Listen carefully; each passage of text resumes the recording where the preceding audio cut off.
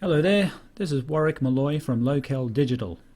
This video discusses how to make objects in the Unity 3D game engine orbit or rotate in space using the rotation path asset by Lokel Digital. Writing your own code to define an orbit, especially an elliptical orbit, can be tricky. Why would you want an elliptical orbit? Well, our planet has an elliptical orbit around the Sun, and comets have large elliptical orbits that allow them to swing far out of our solar system and return.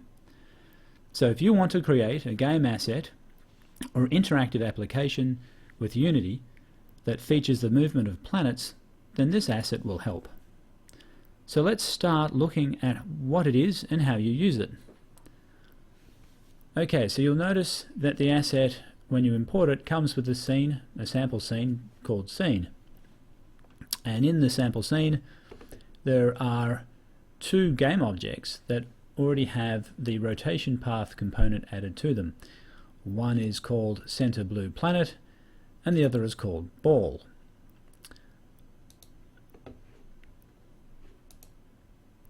Center blue planet happens to be an empty game object, so it is generally invisible. You can see it in the scene view because there are some handles here, including extra handles that have been added by the rotation path asset. But in the game view, and certainly if you ran the game full screen, you wouldn't see that empty game object, and that's a standard feature of such a game object. So if I go to the game object menu, and you can see create empty, that's how that was created.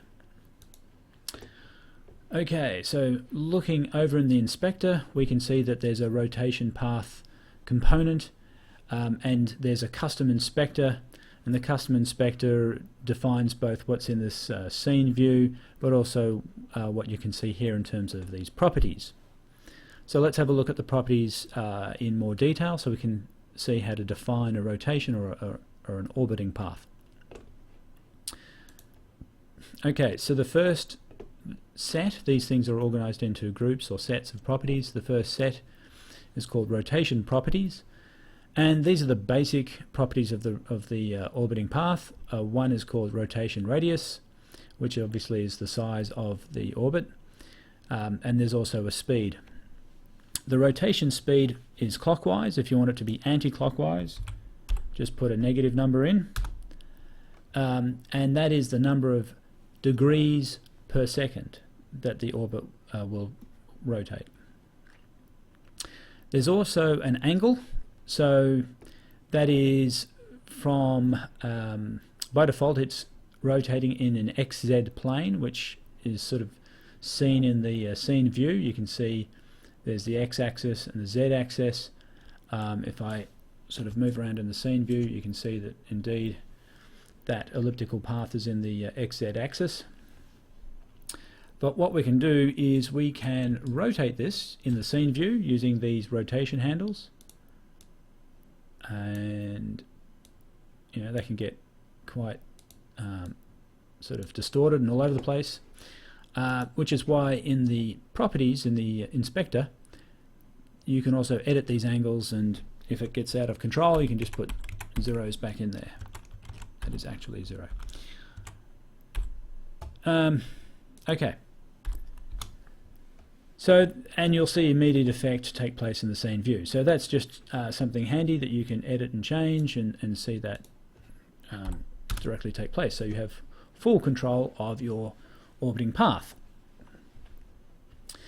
Now the other thing we can see is there's the next group is called the circle or ellipse scaling group, and in here this has a factor which basically controls how much of an ellipse or oval the orbiting path will be. So if I make this a 1 for the scaling factor, then you can see in the scaling preview that it's a circle, and over here in the scene view it is looking quite circular. If you want proof, I can hit the play button and sure enough the object is rotating around the center blue planet empty game object in a nice circular path.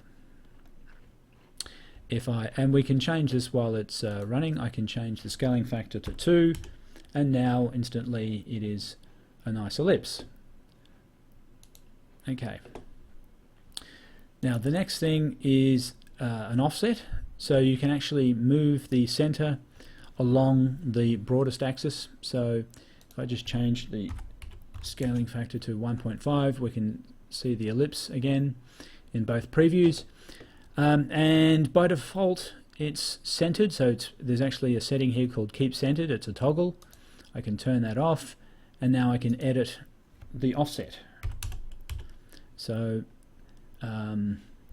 you'll see over in the scene view that the object that is being rotated around or orbited, which in this case is the center blue planet, you can see the handles here are shifted from the midpoint, and that's simply because of this center offset. These radius numbers may not make sense at first. It can be a little confusing because remember, this is the broadest axis, or the broadest radius or radii. So what happens is, to understand how these numbers are arrived at, you have the rotation radius here, which is 10. There's a scaling factor of 1.5, which means that a radius, like the normal radius, so in the scaling preview you can see from the center to the top, that would be 15. And because we're talking about a diameter here, that full number is 30. So from this broad point to the other broadest point is 30 scaled by the scaling factor. So that's why these numbers here, they'll always add up to 30, and in fact you can't edit the bottom one. You can only edit the shorter radius, and that keeps everything nice and simple. Okay, now again, this is for realism. If you wish to make say a planet orbit a star in a game, then for instance the Earth does actually have a slight offset from the center. Okay, the next setting is the object to rotate. Now this is a prefab. This field is a prefab field. If I click on it, you can see which prefab in my prefabs folder is currently selected to rotate around the orbited object. So remembering that this component, the rotation path, is on the object that will be orbited around, this prefab is choosing what will be that satellite orbiting around it. So for instance, I can drag what's this? I can drag Moon in there, and that changes it from, it was a blue planet before, to being this moon, and the moon conveniently declares itself as Moon.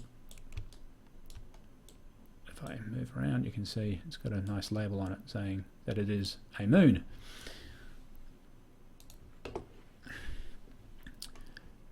So now, you may not be familiar with prefabs, so let's just talk for a second about how to create your own prefabs so that you can fully use this asset.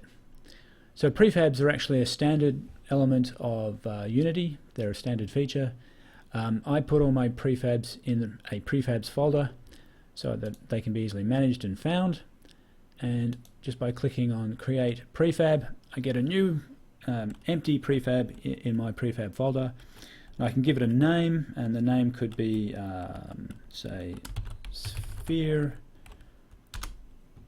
which is not very imaginative. Now it's got this light grey box, which means it's empty, but the others are blue because they've got definition in them. So if I click on the others, you can see the inspector has some detail, but sphere has no detail. So to define what kind of mesh and object that will be, you have to create something and then drag it into the prefab. So over here I can right click on the hierarchy and create, let's make it a sphere, and it doesn't matter what I call it here in the hierarchy because I'm going to drag that into the prefab. This is just to define what the sphere should look like. So I can now get a material like this green material, and hang on, click back on the object, drag the material onto the onto the sphere. So it's a sphere object, you can see that up here. This is what's in the hierarchy, so because it's in the hierarchy, it is it's actually live in the scene view. It's probably in the game view, but it's somewhere else. So now what I can do is I can drag this sphere into the prefab called sphere, and sure enough, now it has definition. Because that's there, I can now delete that out of the hierarchy, and the prefab called sphere still has that definition. So now if I want to create a brand new object that will be orbited by this green sphere, I can just go create 3D object. I'll make it another sphere, but I'll call it sun. I'll give the sun sunlight with a sunlight material I defined before. Add a component, scripts rotation path, and now it has the rotation path component. Let's give it a rotation radius of 2, a speed of 90 degrees per second. It will leave the scaling factor at 1, so it's a circular orbit, and the rest of them can be default. Now I'll take sphere, which is the prefab, and drag it into object to rotate. And if I click on that object to rotate field, you'll see that sphere highlights, just to confirm that that's there. If I hit the play button, sure enough, I have this nice green sphere rotating around the yellow sphere. And that's how we use it. That's all we have time for today, so I hope you liked that, and hope that was helpful. If it was, please click on the like button. Thank you.